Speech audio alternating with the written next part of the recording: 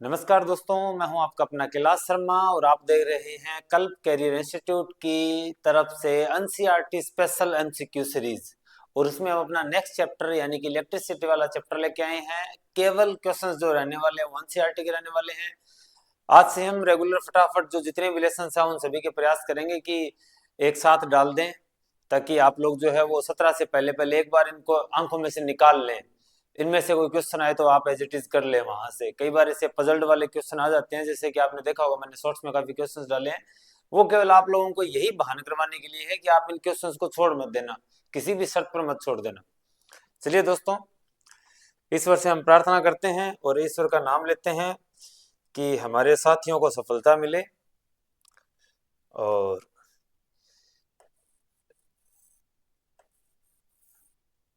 जय श्री राम। चलिए दोस्तों, अपना फर्स्ट क्वेश्चन आपके सामने, लेसन अपना विद्युत का।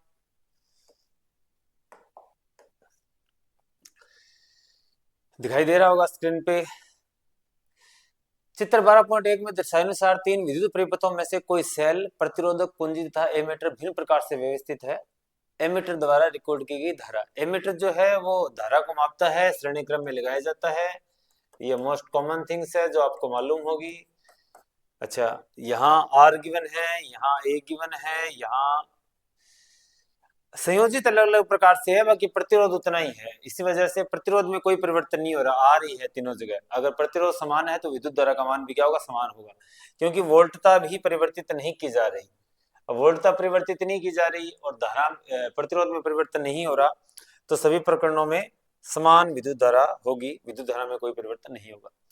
निम्न परिपथों में से 12 वोल्ट से जुड़ी बैटरी में प्रतिरोधक और प्रतिरोधकों के संयोजन से उत्पन्न, चाहे प्रतिरोधक की बात की हो और अगर ज्यादा प्रतिरोधक दिए हो तो उनके संयोजन की बात की गई हो, दोनों से हमें ऑल ओवर बताना है। तो यहाँ हमें मालूम है एच इक्वल टू क्या होता है, I square R T. H equal to क्या होता है, आई स्क्र आर टी। अब आप इसको कैसे भी यूज कर सकते हैं, दरअसल ये होता तो है P इक्वल टू वी आई। यहाँ से आता है कि ये एकांक समय में उपभोग की गई शक्ति है। अगर टी समय के लिए हम किसी को ऊर्जा देंगे तो वो उसकी उसमें ऊर्जा में परिकलित हो जाती है।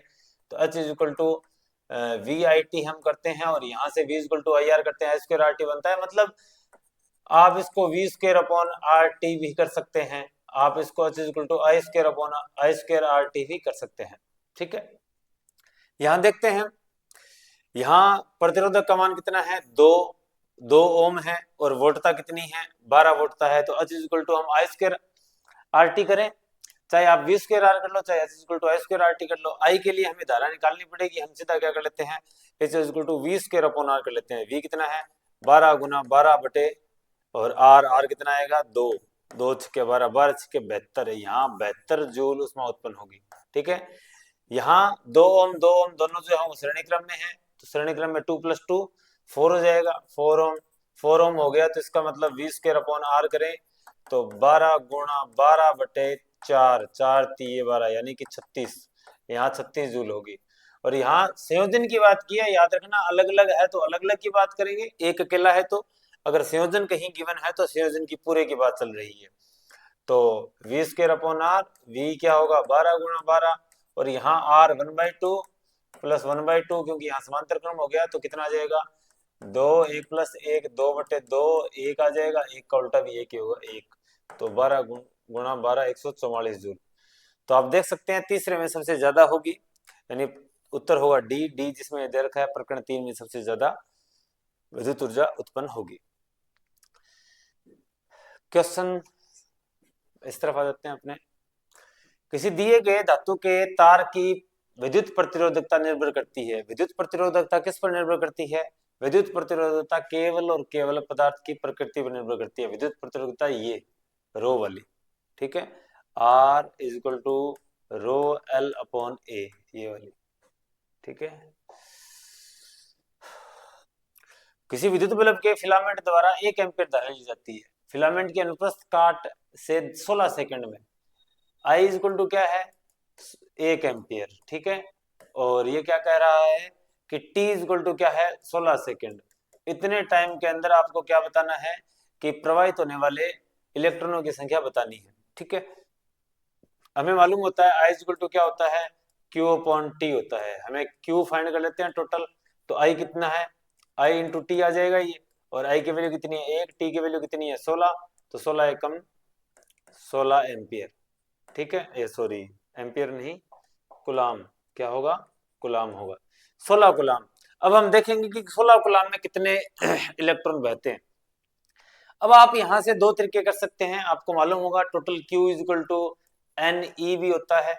ठीक है, यहां से हम क्या ज्ञात कर सकते हैं, हम नंबर ऑफ इलेक्ट्रॉन ज्ञात कर सकते हैं, आवेश गिवन हो और बटे में ई ले जाएंगे, ई क्या है, एक इलेक्ट्रॉन पर आवेश है, तो Q कितना है, Q 16 है, और बटे में एक इलेक्ट्रॉन पर आवेश बराबर एन आ जाएगा, ई इस तरफ आ जाएगा 1.6 गुणा सॉरी 1.6 इंटू 10⁻⁻⁹ इतना ही रहता है कुल। ठीक है, इतना रहेगा तो एक जीरो लगा हटाएंगे तो ऊपर आ जाएगा 10, और 16 से 16 कैंसिल, 10 की घात 19 ऊपर जाके 10 की घात क्या हो जाएगी 20 हो जाएगी, माइनस है प्लस हो जाएगी 20, तो इलेक्ट्रॉन कितने जाएंगे 10 की घात 20 जाएंगे, 10 की घात है 20 जाएंगे। ठीक है, बढ़िया प्रश्न है। एक इलेक्ट्रॉन पे चार्ज लिखा है मैंने ये 1.6 गुणा 10 की घात -19।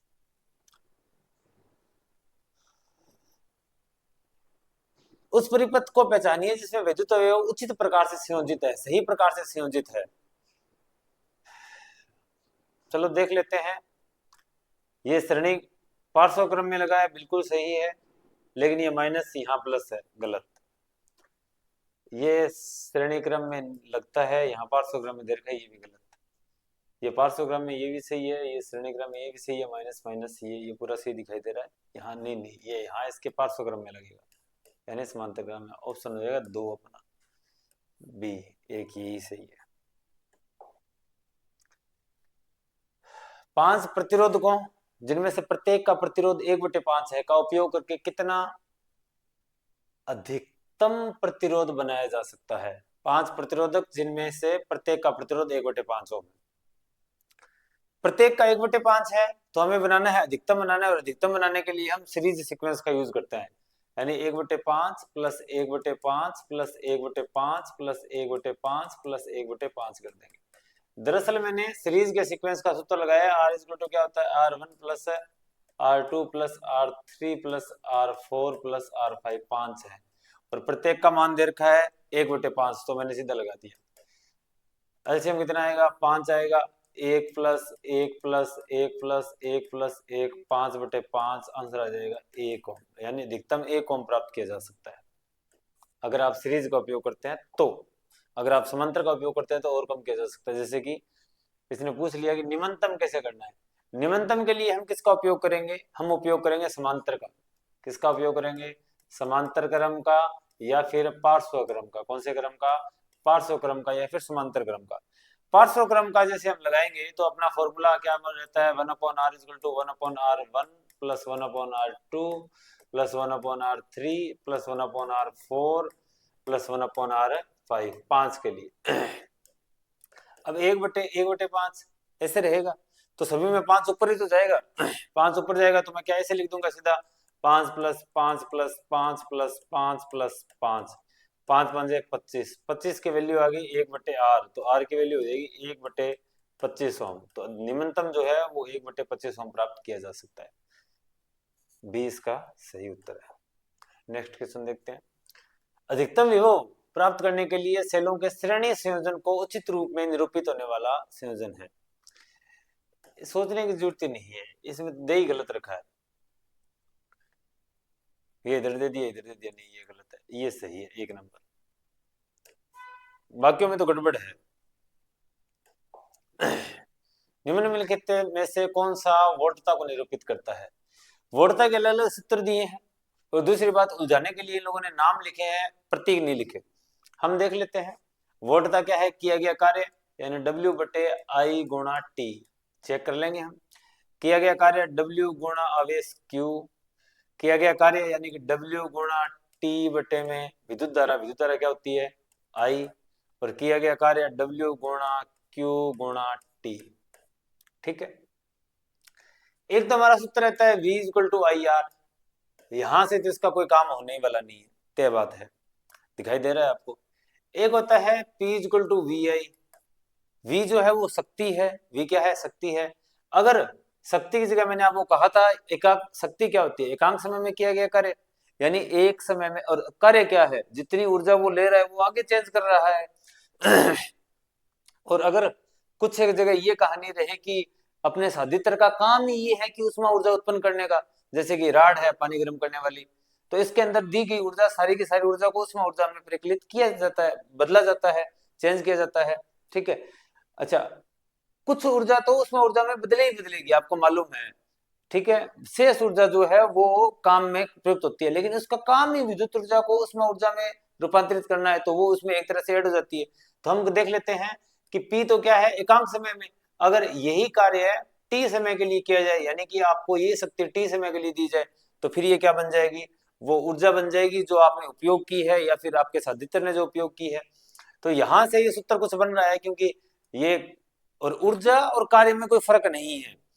आप देख लेना दोस्तों, ऊर्जा और कार्य की अगर परिभाषा देखिए अब क्या होती है। अगर आप ऊर्जा और कार्य की परिभाषा देखेंगे तो ऊर्जा उसे ही कहा जाता है कि जिसमें कार्य करने की क्षमता हो उसमें ऊर्जा होगी, और जो कार्य कर सके यानी उसमें ऊर्जा होगी। और कार्य किसे कहेंगे, जिसमें ऊर्जा होती है वो कार्य कर सकता है। यही एक दूसरे से रिलेट है, ये दोनों एक ही से, दोनों का मात्रक भी जूल होता है। तो हमें यहां से यह मात्रक मिल सकता है यहाँ से, ठीक है। यहां से हम देखें तो हमारे पास v इक्वल टू क्या आएगा, h अपॉन आई गुणा टी। h क्या है, h की जगह हमने वहां w लगाया तो w बटे आई गुणा टी। क्या ये सूत्र कहीं मिल रहा है क्या, w बटे आई गुणा टी पहला ही है दोस्तों, बढ़िया क्वेश्चन है।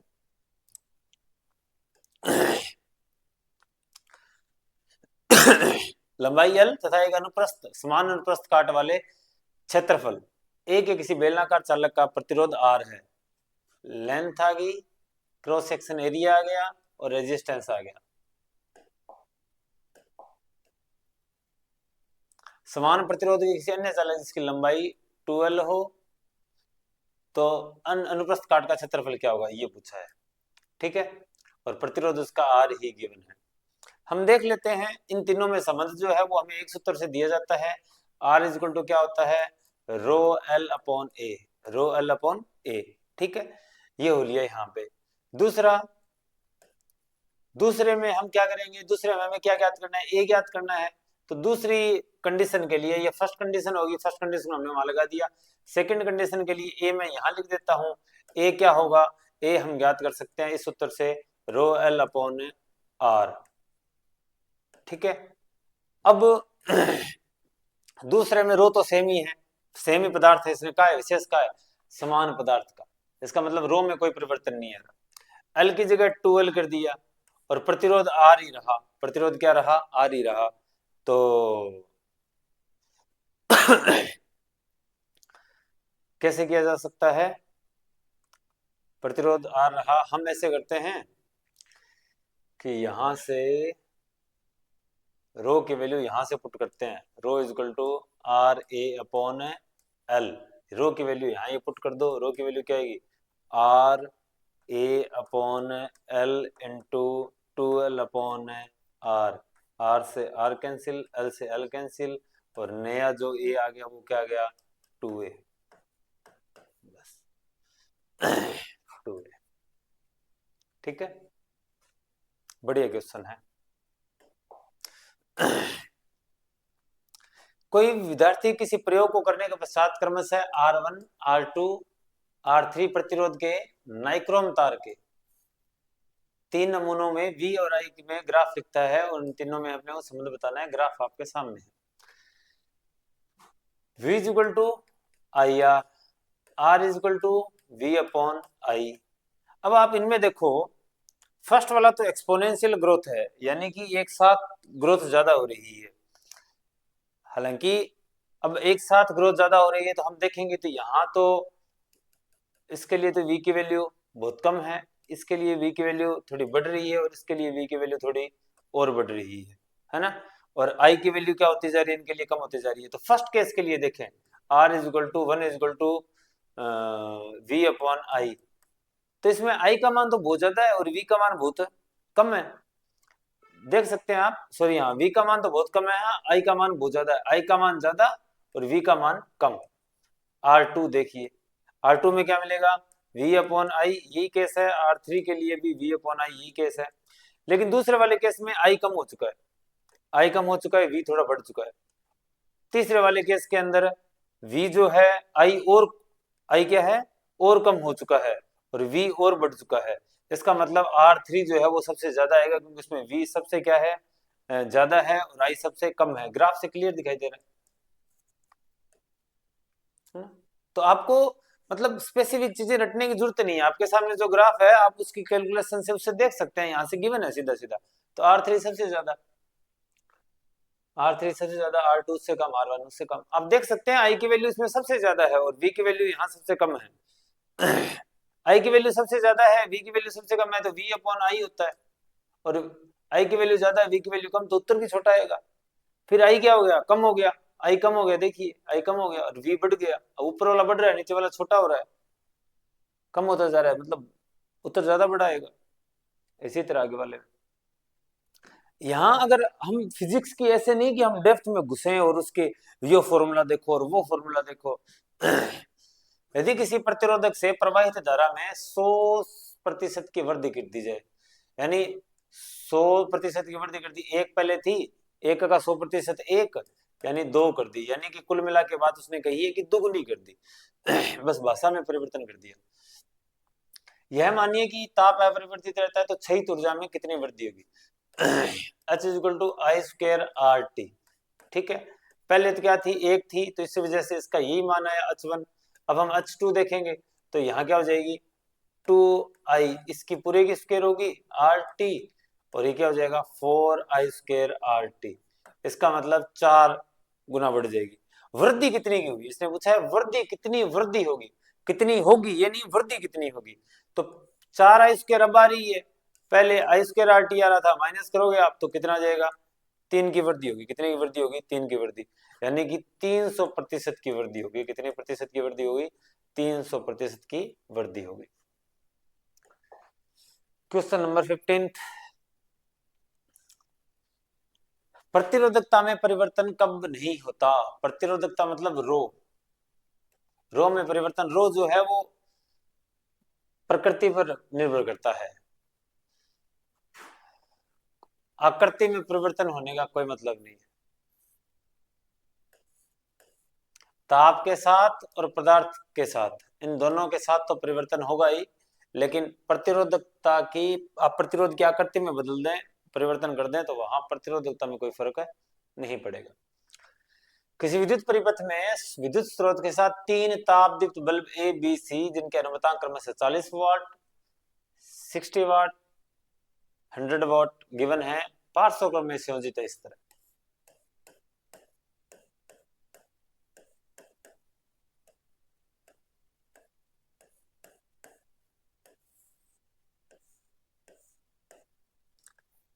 और अब पार्श्व क्रम में संयोजित है तो सभी को वोल्टेज इक्वल मिलेगा, सभी को वोल्टेज इक्वल मिलेगा, सभी को वोल्टेज इक्वल मिलेगा, तो P equal to V I, I equal to क्या हो जाएगा, P अपॉन वी।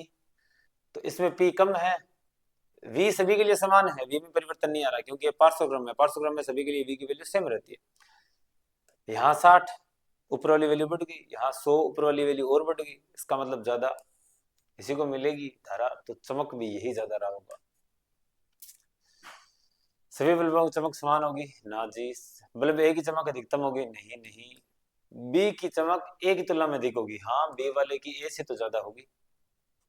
बल्ब सी की चमक बी की तुलना में होगी, नहीं नहीं, सी की ज्यादा है। Answer C, C for cat.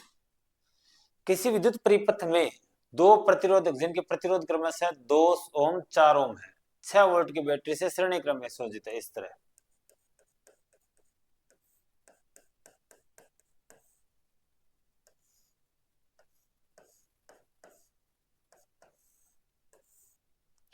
ये कितने वोल्ट की बैटरी है, 6 वोल्ट की बैटरी, 2 ओम 4 ओम, और T इक्वल टू 5 सेकंड बह रही है, और R 4 ओम के लिए ज्ञात करना है। H इक्वल टू क्या होता है, आई स्क्वायर आर टी। अब ध्यान ये रखना आप किन दोनों में से प्रवाहित विद्युत धारा समान होगी, लेकिन विद्युत धारा का मान तो आपको ज्ञात करना पड़ेगा। तो V इज इक्वल टू क्या होता है, आई आर होता है। I इज इक्वल टू क्या होगा, वी आर हो जाएगा। और V की वैल्यू कितनी है, 6। R जो है ना दोनों का टोटल लिया जाएगा, क्योंकि दोनों की वजह से इस परिपथ में प्रवाहित धारा है। तो 4 और 2 6, 1 एम्पियर विद्युत धारा आ गई। कितनी आ गई, 1 एम्पियर विद्युत धारा आ गई। तो 1 एम्पियर विद्युत धारा गुणा 1 गुणा R, चारों वाले के लिए पूछा है। R हो गया T कितने सेकंड के लिए, 5 सेकंड के लिए। 5 चौके 20, 20 जूल। काफी बढ़िया क्वेश्चन है। अगर एग्जाम में आता है ना, तो इस तरह के क्वेश्चंस में गलतियां होने की पूरी पूरी संभावना रहती है।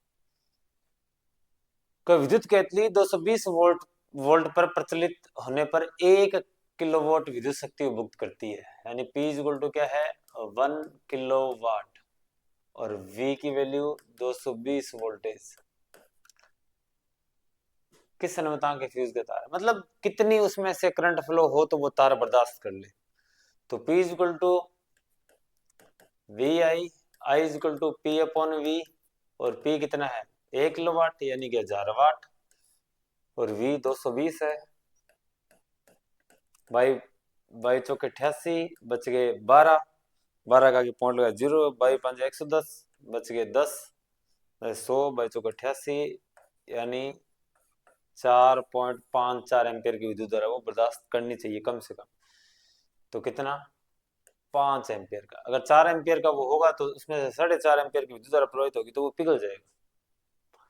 2 ओम और 4 ओम प्रतिरोध के दो प्रतिरोधकों किसी बैटरी से संयोजित करने पर यदि ये प्रतिरोधक पार्श्वक्रम में संयोजित हो तो इसे समान विद्युत धारा प्रवाहित होगी। देखो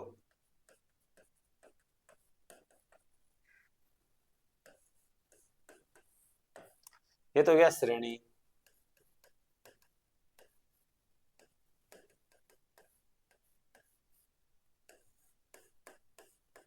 ये हो गया समानांतर। अब इनमें धारा धारा जो है आई सेम रहेगी इसमें, क्योंकि जो धारा यहाँ से आएगी वो यहीं से जाएगी, वो यहीं से जाएगी। और V की वैल्यू पॉइंट अलग, V विभवांतर दो बिंदुओं के बीच में होता है। तो दो बिंदुओं के बीच होता है तो बिंदु अलग अलग हो लिए इनके, तो विभवांतर अलग होगा।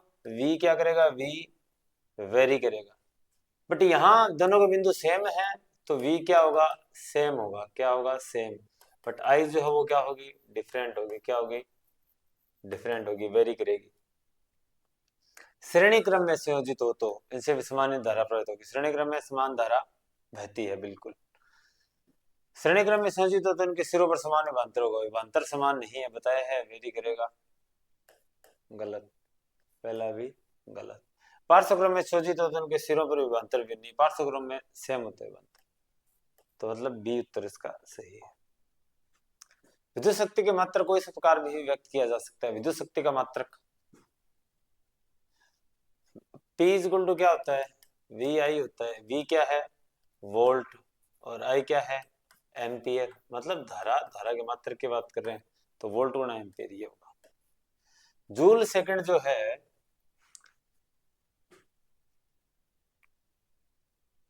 इससे भी वैसे joule second, joule second, joule second की अगर हम बात करें तो P इज इक्वल टू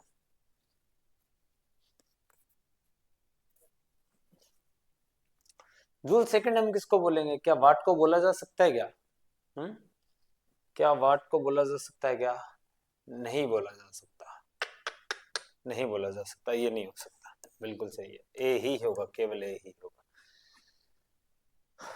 कई बार क्या होता है कि एनसीईआरटी आंसर्स जो है वो गलत दे देती है, इसलिए हमें क्रॉस चेक करने में कुछ नहीं जाता। कम से कम आगे गलत चीजें पास न करें, चेक करके करें। क्यों, क्योंकि आप लोगों के दोस्तों डिपेंड करेगी ये चीजें। एक सिंगल क्वेश्चन जो है वो आपको अपनी सिलेक्शन से दूर, बहुत दूर, बहुत दूर लेके जा सकता है, बहुत दूर। इसलिए इस तरह की गलतियां ना करें और बढ़िया रिलैक्स होके एग्जाम को दें। चलो दोस्तों, बहुत बहुत धन्यवाद, आप लोग हमारे साथ बने रहे। मिलेंगे नेक्स्ट क्लास में, तब तक के लिए धन्यवाद। जय श्री राम।